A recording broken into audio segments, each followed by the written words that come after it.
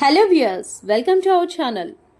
PMG jewellers షాప్లో 5 దుండగులు తుపాకీలతో షాప్లోకి ప్రవేశించి సిబ్బందిని బెదిరించి చోరీ చేశారు. పోలీసులు సంఘటనా స్థలానికి చేరుకుని సీసీటీవీలను పరీక్షించి కేసును దర్యాప్తు చేస్తున్నారు. కరీంనగర్ పిఎంజేలో పట్టపగలు దోపిడీ. పోలీసులు సంఘటనా స్థలానికి చేరుకుని సీసీటీవీలను పరీక్షించి కేసును దర్యాప్తు చేస్తున్నారు.